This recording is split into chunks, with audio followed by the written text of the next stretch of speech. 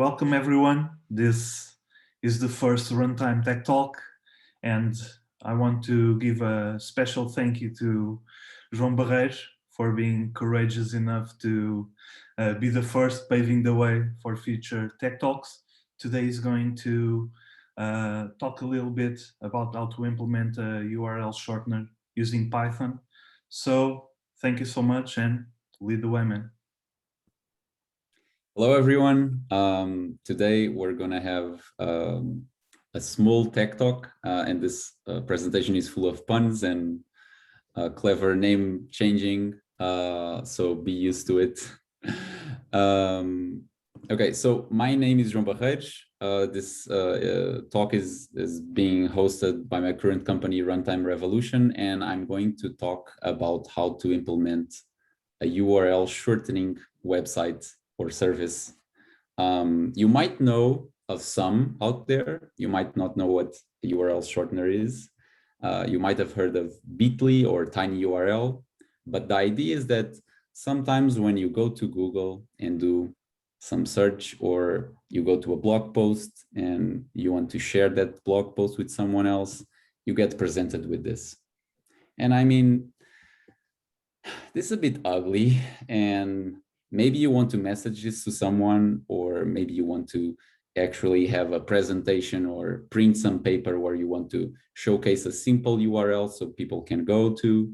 Maybe you want to save some characters on your tweet, and this doesn't cut it. So you can go to these URL shortening services, and you can transform your ugly URL, ginormous URL, into something much more manageable, like what we have in the bottom. So I don't own smul.io, but if I was to choose a domain name, I would need to choose a domain name that is smaller. So Smul even only has one L to be smaller, and it's .io to have that top level domain name shorter than .com, for example. Some even go to the extreme of not even putting HTTPS, so that they are smaller, but we're not going to do that because we like secure internet. But what we have in front of our domain name, we have something that is going to be a unique identifier that is going to lead us to the original URL, because at the end of the day, we want to go to this new URL and be redirected to this original URL. So we have, in this case, this 7-digit code. But we can do even better than this 7-digit code. I mean, here I only use digits, but we can use letters, right? And the idea is that with the 7-digit code, since I'm using only digits, I can get for 7 characters long around 10 million combinations. So that would give us 10 million unique URLs for us to redirect to, right? But maybe I want to have much more than 10 million. So one thing that I can do is, instead of just only using digits, I can use the whole alphabet. Why not? And not only that, but I can use uppercase letters and lowercase letters. So I can use something like base 62. And this, for those 7 digits, would give me, instead of 7 digits, we would have a string of 7 characters long that would give us 3.5 trillion combinations. And it's much more than we had before. Okay, so how do we get this unique identifier? How do we get that? How does our service generate that? Well, there are many solutions for this, and all of them have their ups and downs and quirks, but I'm going to talk about 2 in this presentation, and I'm going to pick one for our implementation. But the idea is that there's no right choice. Okay, first one is actually the first one that I thought of when I thought originally of this problem. I thought that I can just use a hash function. I mean, hash functions are known by generating, based on a string of characters, a unique identifier, a hash for it. And there are several hash functions, but we see that some of them are longer than others, are bigger than others. And the idea is that some of these hash functions are actually more unique than others. This means that even though the odds of we having two strings that don't give us, that give us the same hash is astronomically low, is still possible. And I mean, some of them is more possible than in other of them. So the idea is that we would pick up this long URL and we would apply a hash function, and we can choose this smaller hash function, or we can use this longer hash function. But the problem is that it's counterintuitive to what I'm trying to achieve. I'm trying to create a identifier that is small. And I can choose the smaller hash, or I can even like just choose the first characters of the longer hash. But I'm always going to run into these collisions. I can even do some improvements. For example, these hashes are displayed in base 16, so they are in hexadecimal, but I can transform them into base 62 like we did before with the numbers. And this would reduce the number of characters, but still is not as small as I want. It's not as small as I want. So let's take a look at another implementation. So we can create a totally separate thing from the long URL. We can just create a counter, and that counter, every time we increment, has a unique number, of course. We can even base 62 encode it, and that would give us a code. But this creates a problem that we didn't have before, because before we could arrive at the long URL, just at the short URL, just by applying the hash function. But here we have no connection to it. So if we were to store this in a database, we not only would need to save one index mapping the small URL to the long URL, but we would also need to map the long URL to the small URL. So our database would be bigger, in fact.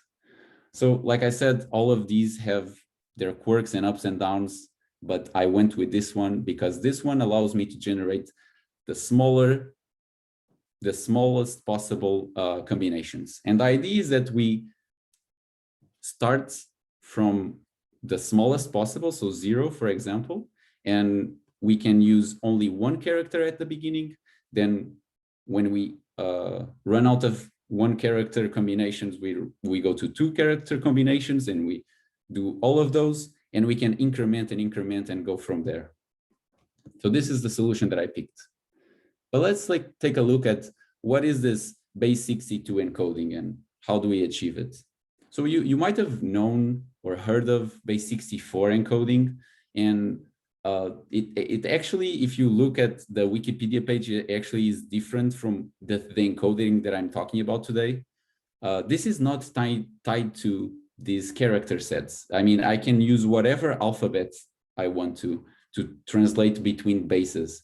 What I'm talking about here is just having a character set that has X number of length. So in this case, this character set has 64 characters. And why am I not using this one? Because by a standard, we use slash in base 64, and slash is not URL safe. So I can't use it in my URL shortening service. So I just decided to go with base 62. I can even add more URL safe symbols, but I decided to keep it simple and just go with the alphabet and digits. I can even go even further, and if I want to remove ambiguous characters, I can go with base 58, which just removes ambiguous characters like 0, capital I, capital O, lowercase l, and all those characters that sometimes in some fonts are confused with each other. Cool. Okay, so let's move on and see what a table of translation of the counter to our base 62 would look like. Look something like this. This was taken from Wikipedia, so it also has a binary version. We're not going to use that, but it is interesting to see. And the idea is that if we start our counter at 0, we match with A, and our last one would be 61, and we'd match with 9. Here I just used uppercase letters first, lowercase letters second, and digits last. But it can be however you want. And let's take a look to how to implement this, this matching, because we not only need to go up to 61, but we need to go further, and we need to understand how to match these things. So let's take a look at the code snippet. It's in Python, but I think it will be readable once I explain it. So first of all, we need to take a look at the first line of code, just because this this while will not run for our starting character, and our starting number is 0. And the idea is that we have our character set, our alphabet, and for the first one, we're just going to return the index 0 of our character set, that is the letter A. And for the remainder of those, we're going to iterate through the number, in this case, our counter, and we're going to divide it into smaller and smaller chunks.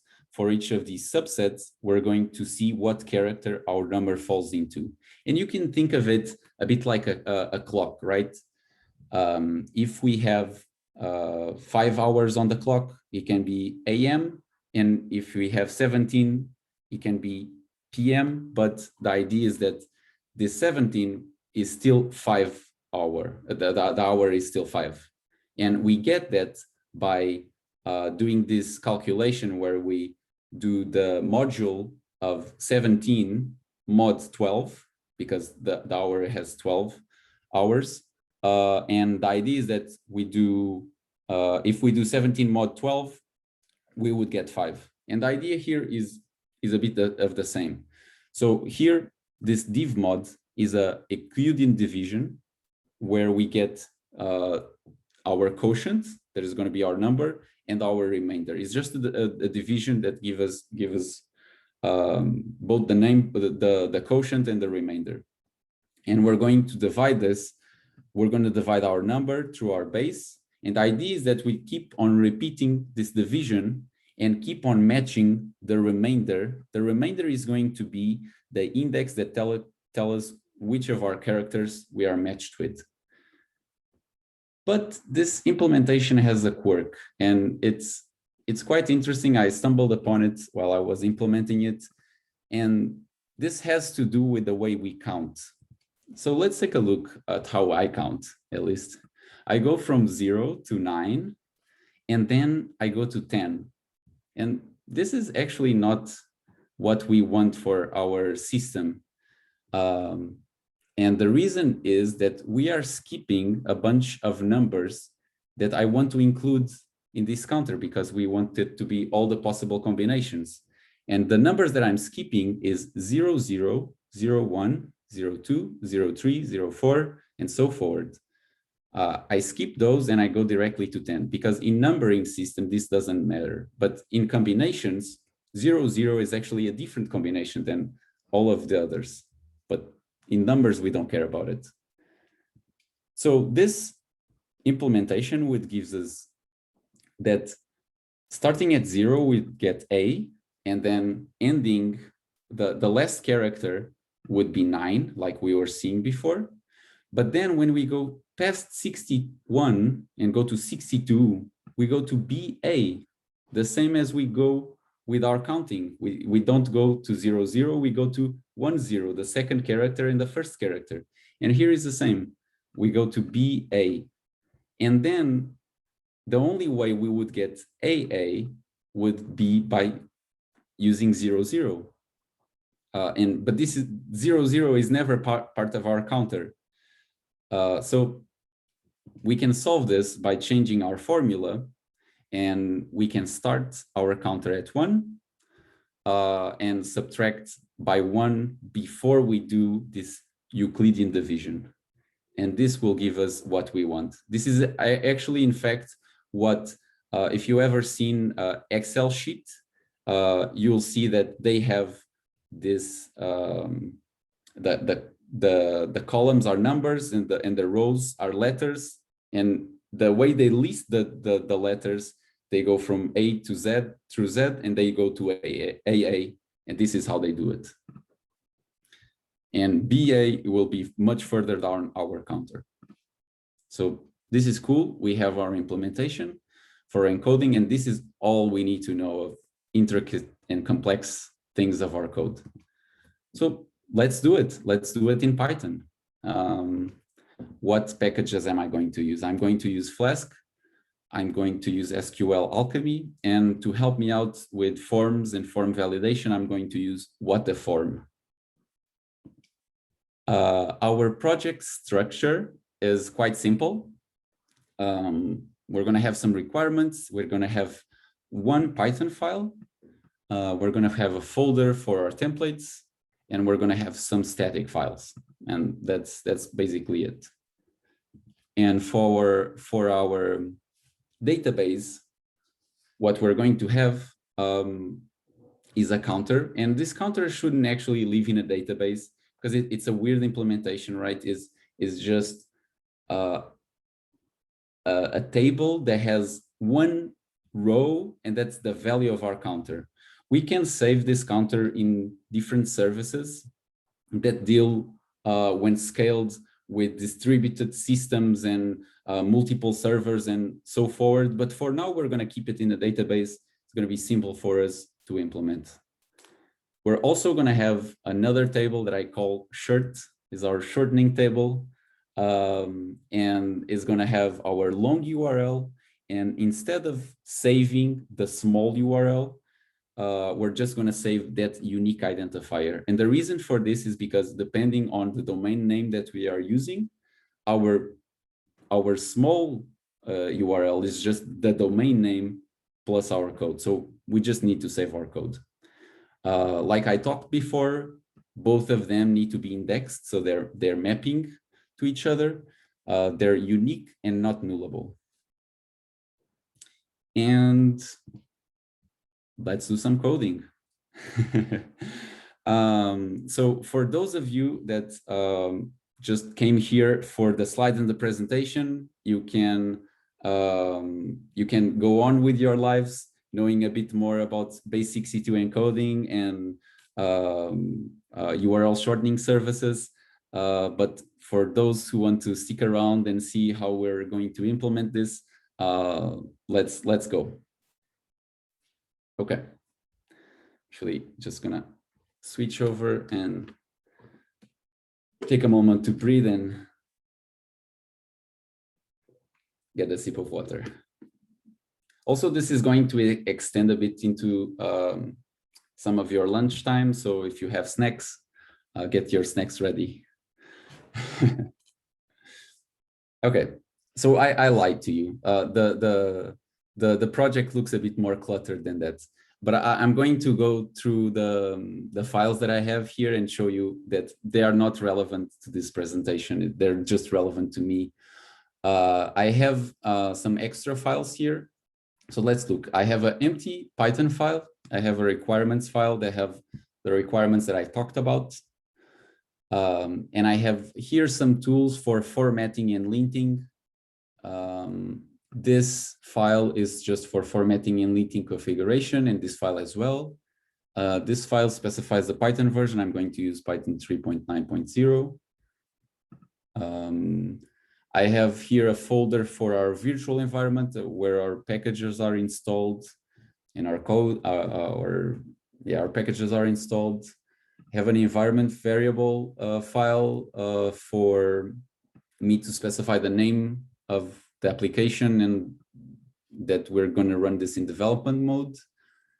Then we have the templates, like I told you. This has some boilerplate, so I don't have to write everything. CSS, also some boilerplate. The idea is that I try to match the HTML that I write with the CSS, and I'm not at all going to use best practices, but this will allow me to create something pretty at the end. And this, I have a logo that you can see by the name what it is.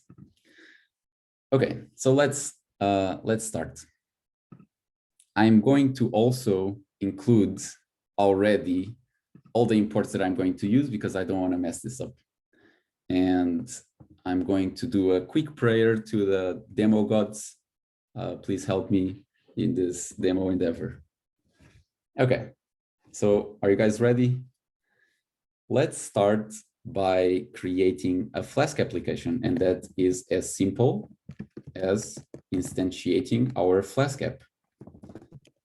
Let's pass it a name. Okay, and now we're going to create a route. This route is going to be to our root, and as methods, we're going to allow the get method and the post. And this is going to be our home. We're going to have a template.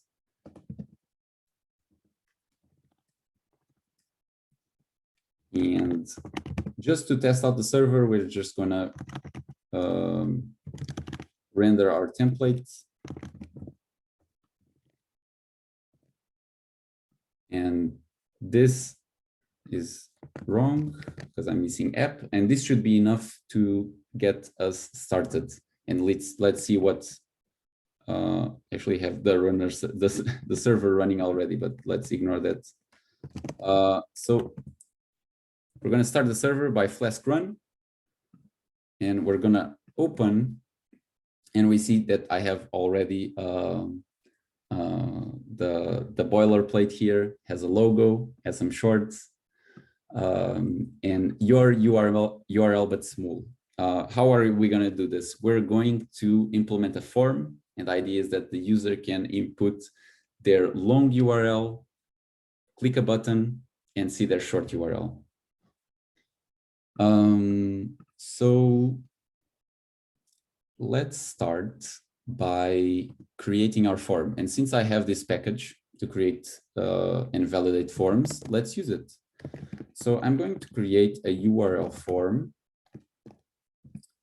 that extends from form, and it has a single input. It's called URL. It's going to be our long URL.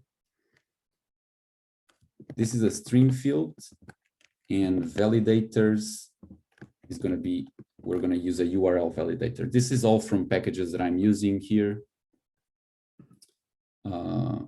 So yeah, and I'm also going to use some extra tags here. Render. I'm going to create a placeholder here. Placeholder. Placeholder is going to be input your URL here. And I also want this to be auto-focused. So focus. Okay.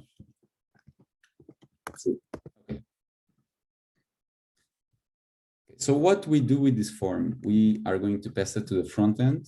So form and URL form, and we're going to pass the form to our front end.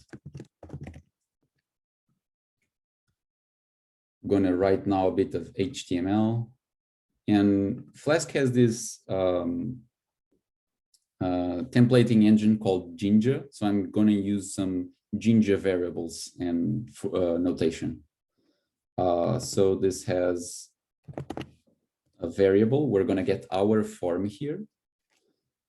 And the idea is that this package will create the input for me, so I don't need to do anything.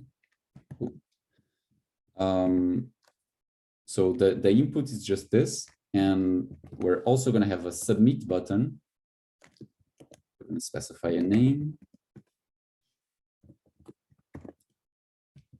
Okay. And we're going to have a small tag for our errors. So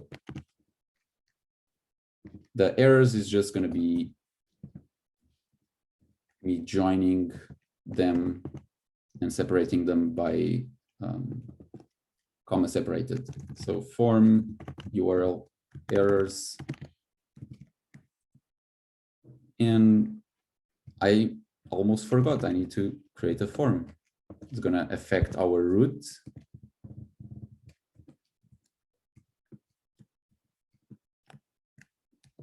Okay, and I guess I can hide this. And when I refresh this, I have a joint. I don't want a joint, I want a join. There we go. I might need to extend this a little bit. Okay, cool. So we have our input, we have our button. Now all we need to do is submit our form. So let's create that logic here. So the idea is that when I write something here and I press enter, I'm going to submit that form. So the idea is that I'm going to submit that form to this route, and I can just use that form with all the values and validate it. So if the request is in fact a post, there's many ways to do this, but I'm going to do it this way. If the form is not valid, I'm going to return something very similar to this, actually the same, because this form will actually have our validated form, and our validated form is just if the form was not valid, it has a bunch of errors attached to it. So we can even test this now by putting some random stuff, and we get invalid URL. Perfect. If the form is valid, however, we want to return our Smul URL. So the idea is that we can access the domain name. In this case, is going to be our local host, but can do that by using this notation and adding to the end of it a code. For now, we don't have the code generating. We're just going to use this. And we are going to return the same thing, but with our Smul.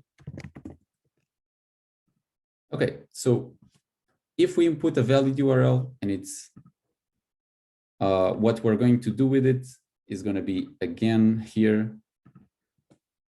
So we might have our Smul URL, we might not. So I'm going to put an if-else statement where if I have the Smul URL, I'm going to put an A tag. With a variable for our Smul URL. And if I don't, I'm just going to put some placeholder here. So I'm just going to put something random. Okay. And hopefully now we can test this out. Let's read.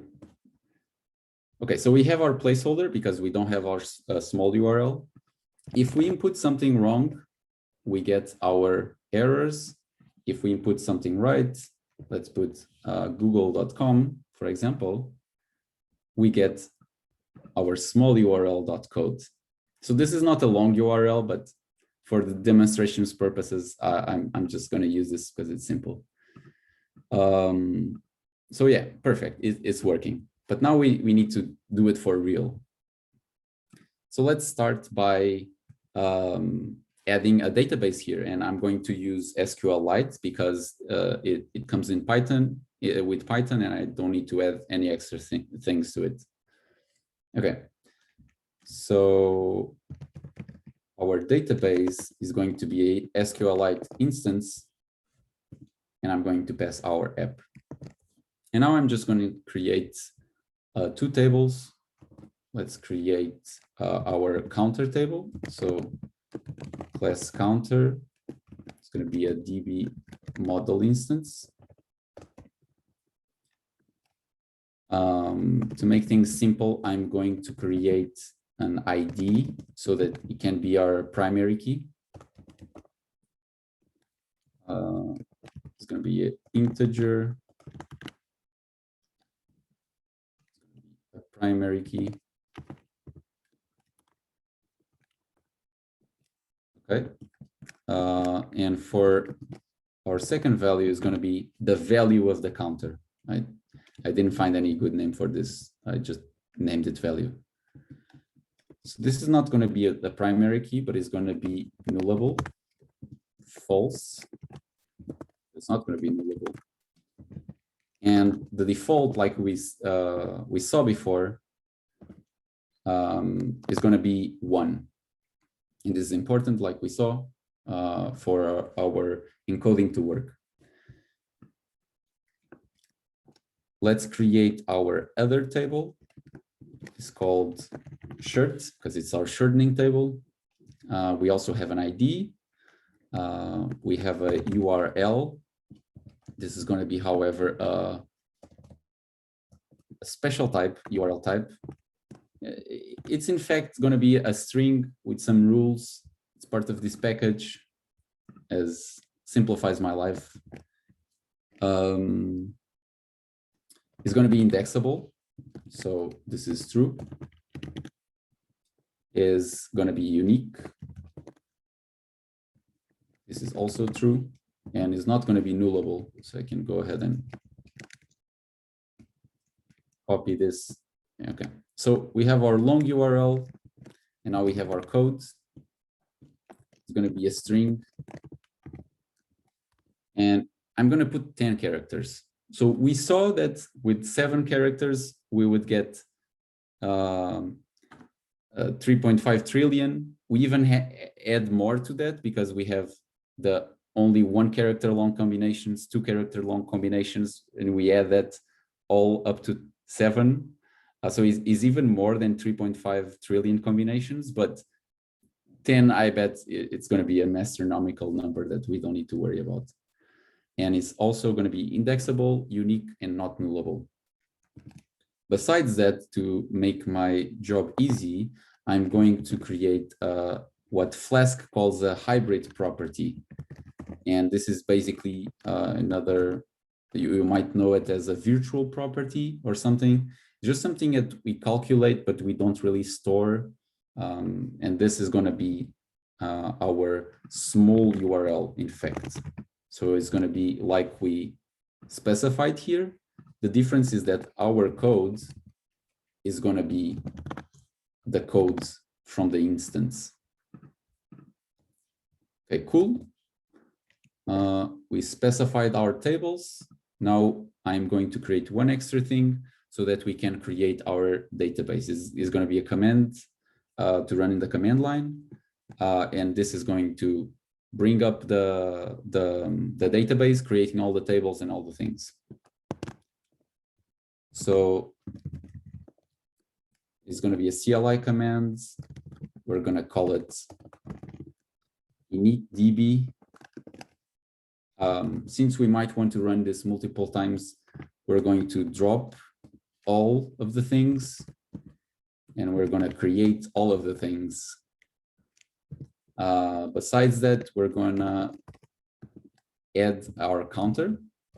Like I said before, our counter makes only sense, the application makes only sense if we start and we have a running counter. So we need to start it. And since the default is 1, I don't even need to specify it. And then we need to commit our changes to the database. So cool. So with this, I can go ahead and stop my server. And actually, I'm missing one thing. I didn't specify the name of the database.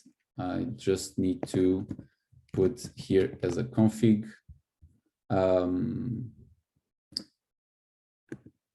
SQL Alchemy database URI,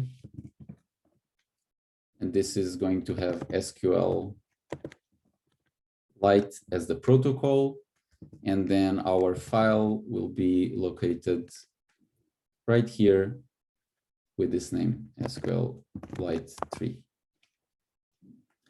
Okay, and I was seeing some errors before, and this is just because with SQL Alchemy, the current version has a flag that they want us to specify that in the future we don't need to specify. So to avoid seeing that error, I'm going to just specify the variable, and I'm not going to use this, but it's just to avoid errors in the console. Okay, cool. So now we can go here and create our database, and our database is just going to be a file. So initdb. And as we see here, we have our database here. I guess I can open it anyways and see that there's a bunch of junk, but here are the tables that we created. Cool. So we have our database models. Let's implement our encoding, and let's implement the logic to transform this long URL into this short URL. I am actually going to create the character set that we're going to use right here at the top. So our character set is going to be our uppercase letters, lowercase letters, and digits. And our base is just going to be the length of our character set. As simple as that. Okay, since we have the value of our counter here, let's implement the encoding here as well. So we'll define a function called encode. And actually, I can just go to my slides and copy it. Why not? I can just go here and copy it. Over here. So in this case, it's self, not number, because the number comes from the instance. So it's going to be stored in value. It's going to be our number. So cool. We have a way of encoding our counter value. So now we just need to do the core of our application. This is the moment you've been waiting for. So what happens when we get here? We need to get a URL, and there's two scenarios. One, we go to our database and the URL has already been shortened by someone, so it already exists in the database, so we need to look for it. Or two, someone inputs a URL it's a new URL. So in this case, we need to go to our counter, we need to get our code, and we need to create a new entry in our short table. So let's do that. Let's create a class method. Is going to be very conveniently named get or create. Is gonna, since this is a class method, is going to receive a class, and as the second parameter, the user inputs their URL. So we can go ahead and try and get our URL first. And we can do this by querying our class. we're going to filter by our URL. And I'm going to put some safety nets here. So it's either 1 or none. And that's how it works. If we have an entry in our database, we're so very happy because we're just going to return it. And if we don't, this is going to be very easy as well for us, because if we don't, we just need to get the value of our counter, encode it, create a new entry in our short table, and commit the changes. So what we need first, we need our counter, and we can query. And it only makes sense for our application to have one counter and only one. So if we don't get it, we're gonna return a 404 error. We're going to get our code by using our counter encode function. And we got our code. And now we need to not forget to increment the counter value so that the next URL that is shortened gets the new counter value.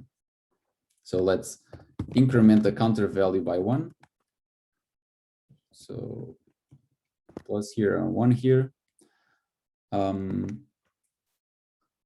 Besides that, we need to create the new instance, the new entry in our table.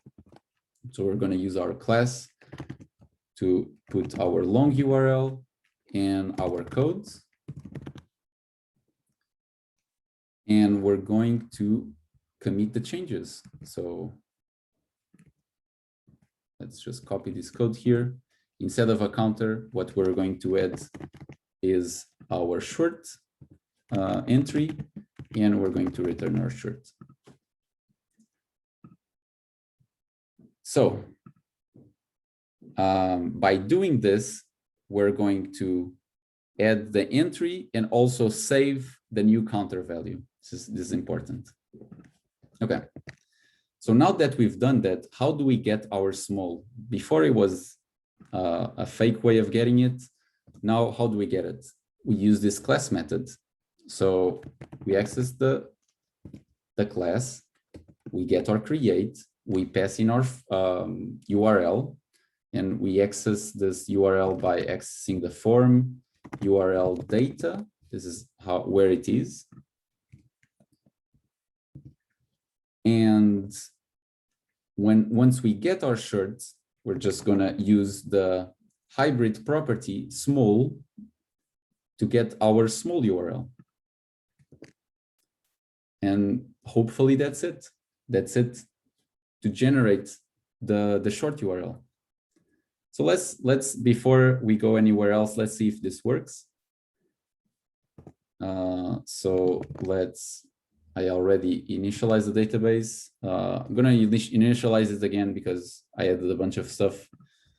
And I'm gonna Flask run. Okay, so no errors for now. I'm gonna refresh the page, give us our good google.com. And there we go. We got our first Smul URL. It just has the letter A. Let's see if we would put something different. So let's query Google for Smul. We would get the letter B.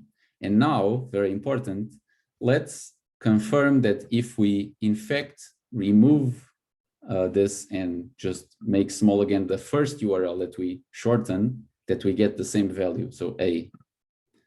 And we do get it. So perfect. So right now there's only one thing missing. If we click on it, nothing is found. So we need to do now the reverse. From our code, get our long URL. So let's implement that right here. I'm just going to copy this. I actually don't need to specify the methods because by default, we only get the get method, and that's the one that we need. Instead of home, we're going to say redirect URL. And what we need to do, we're going to get our code. So how are we going to get our code? By this dynamic variable called code. It depends on what the user writes in front of slash. We get that code, and we're going to query your shortening table to see if there's an entrance there, an entry there. So what do we need to do? We need to short.query.filter by. We're going to use our code, and this is either first or 404. So if it's not there, we're going to return 404. If it's there, we're going to redirect to the short URL, so the long URL. Okay, so let's see if that works. I'm going to refresh this to make sure. I'm going to go to Google to get the letter A, and when I go there, I get redirected to Google. Let's actually just copy this and put B to prove that we get Smul. And that's it. We just implemented our URL shortener in Python, and it only took us 88 lines, maybe some extra spacing here or there. Oh, this is actually for the formatter, but pretty cool. This was it. I have some reference here. You can take a look at this blog post about URL shortening services. You have some links about base62 encoding and explaining how to do conversion between bases and so forth. And I also want to give a special mention to this tool that I used. So I used VS Code, as you can see, and I used MARP to make these slides. So all of these slides that I've shown you so far were created in Markdown. I didn't need to use PowerPoint or any other program. I just used text and some CSS to make them pretty, and try it out. But yeah, that's it. That's all she wrote. Cool. So I'm going to get some questions. If anyone is interested in asking me anything, it can be about the slides, it can be about the codes. I'll actually just leave the code open here so everyone can see. So yeah, go ahead. If anyone has any questions, speak now. Or forever shut your, I don't know how it goes.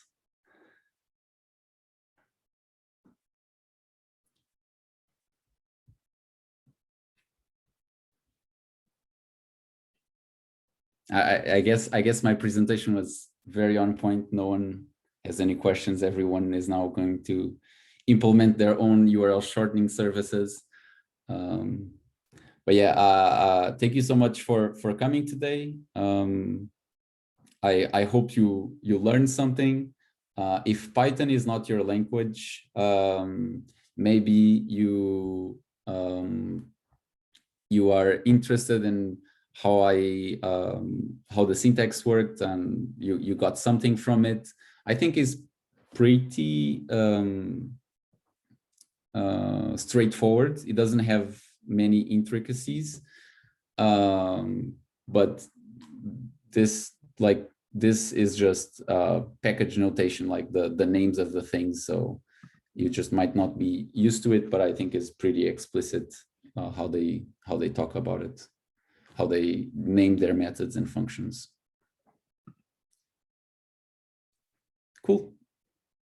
So yeah, if no one has any questions and they choose to stand in silence, forever stand in silence, I guess that's the phrasing or something like that. I really want to thank João for giving us this presentation, and I want to say to everyone that has something to share within Runtime Revolution, and even beyond Runtime Revolution. If you want to do a tech talk, just get in touch and we'll make it work, man. Okay? Thank you all for joining us and see you next time. Thank you.